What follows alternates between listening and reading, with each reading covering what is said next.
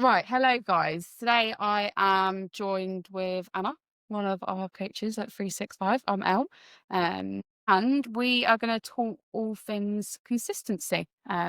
What kind of I think consistency is compared to what a lot of other people might think consistency is, and how that's important in your approach with your training and your nutrition, and then maybe just talk around a little bit like the kind of all or nothing mentality. So I guess diving straight into it, then, what does consistency really mean? I personally think that consistency is a bit misunderstood. People often think that it's all about being perfect, training perfectly every time you go in the gym, eating perfectly all the time, when, in real life, it's just not doable. So consistency is, I think, still being able to kind of manage your training, manage your nutrition and everything else that's going on whilst all of those other real life situations are happening. So not about being perfect, but just working your way kind of through life and adapting as things are kind of thrown at you a bit unexpected, and then not just letting one little thing kind of tip you over to that all or nothing mentality, Yeah. I would say. So when you're then looking at training, how would you relate consistency to training, and what does it mean when it comes to training specifically to be consistent? I think it's really important to say that being consistent with your training is not kind of saying, okay, I've got to train 5 days a week and I've got to give it absolutely everything every time I go into the gym.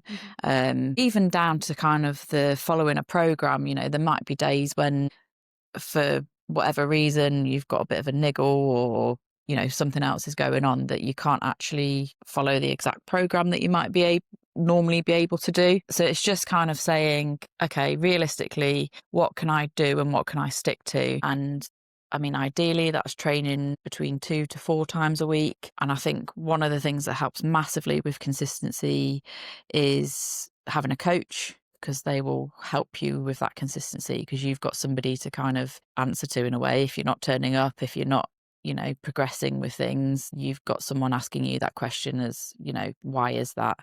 And often that does come down to, I hear a lot of people say, I just can't be consistent. Hmm. Um, so yeah, I'd say working through kind of 2 to 4 times a week with your training, just accepting the fact that you're going to have good days and bad days like we all do. And on those good days, maybe thinking about pushing it that little bit more. And on those kind of, I don't like to call them bad days, but not so good days, maybe scaling back a bit.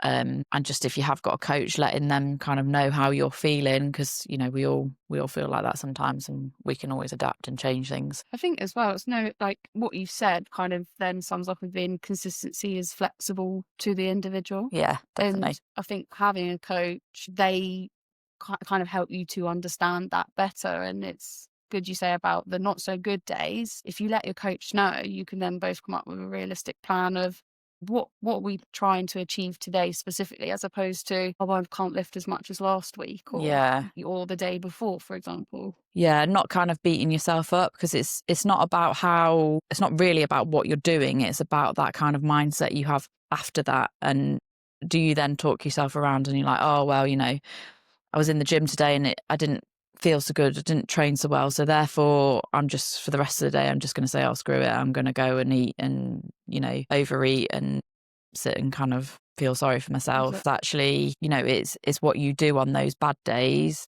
that make them less bad. Yeah. That's much more important than making the good days really good, Yeah. is what I would kind of say about that. So then that's with training. If we were to then look at it from a nutrition point of view, does anything differ, or what does consistency look like with nutrition? Because a lot of people find that, I guess, Mm. harder than actually the training part. Yeah, I think that is something that people really struggle with.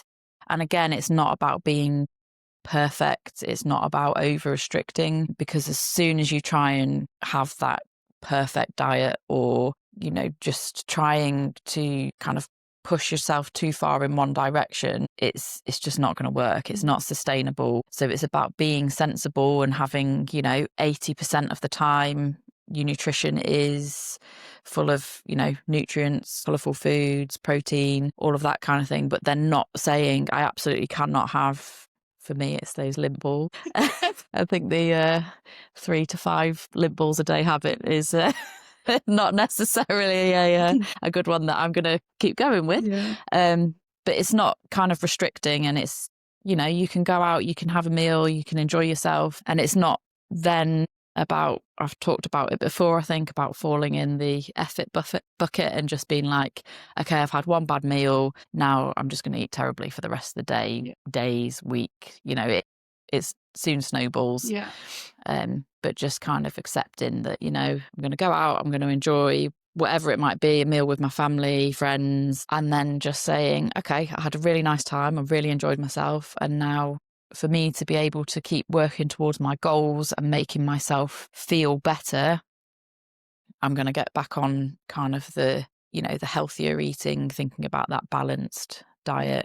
So in a way, it links together, I think, with your training. It's not about that kind of perfect kind of, you know, day. And it's about, again, making those bad days not as bad and just not beating yourself up, because you then kind of spiral into that feeling bad. Okay, I'll have something else that might make me feel good in the moment. But actually, the knock-on effect is it doesn't. I think It's worse. yeah. I think as well, it then you become so much kinder to yourself, and it does make the whole lifestyle around training and nutrition and the balance of it all a hell of a lot easier, Yeah. because you don't have that all or nothing mindset, which is really easy to fall into. And I Yeah. guess that's then the benefit of having coaches and people around you to keep you accountable to that and to remind you actually you don't need to be perfect with it. Yeah. And I think you hit the nail on the head when you say about lifestyle. Like, Yeah. that's what it is. It's a lifestyle. It's not, you know, it's not a diet. It's, you know, it's what you're going to do for the rest of your days. It's not temporary. Yeah. It's a long-term kind of thing that, yeah, you need to think about, and just, you know, you've got to enjoy the things in life that you want to enjoy. Yeah. Otherwise, what's the point? Exactly. There's a point of it has to be sustainable and realistic Yeah. for you, and that looks different on every single person. Yeah. Yeah, exactly. So, with everything that we've said, what would you say are the 3 maybe main takeaway points from this and relevant to consistency? I would say I'm going to do like one training one would be my one around, you don't need to be training hard every day of the week. You can be just as successful and achieve just as much by doing less workouts, you know, so 2 to 4 a week, but with good kind of intention. And so that would be my one around training, is just don't try and hammer yourself. Like, it's not all about killing yourself in the gym and feeling sore for days afterwards. So that would be more one around training. The nutrition one, which is a massive one that I personally have struggled with as well, is I've had one, you know, bad, unhealthy meal. I'm now just going to eat crap for the rest of the day. And I think that is a massive turning point for people when they realise, actually, I've had that. Now I'm going to move on. Yeah. And I'm going to make the rest of the day, you know, I'm going to eat loads of fruit, loads of veg, and just make sure that I'm hitting my kind of targets from that point of view. And the third point is, we've, you know, mentioned numerous times that kind of all or nothing. It's all about balance. And if you kind of struggle with balance, talking about it with other people, you'll soon realise that lots of people struggle with it. It's not just like you're not on your own. And I think, you know, having coaches and having people around you that are in a similar kind of situation, it makes you realise that, you know, you're not abnormal. You're a perfectly normal human being. It's a shared concern and worry in the early days, I think, but Yeah. you soon learn to realise actually everybody's gone through that same thought process or Yeah, concern absolutely. with it. Yeah. So I think, yeah, that would be kind of my third one. Like, don't fall into that all or nothing, and don't beat yourself up, Yeah. because the more you beat yourself up, the harder it's going to be. Oh, I agree. Nice. Well, I think that covers pretty much everything on consistency. And so thanks so much. But Yeah. got your 3 takeaway points, and yeah, that is us done. Thanks so much for listening, guys. See you later. Thanks.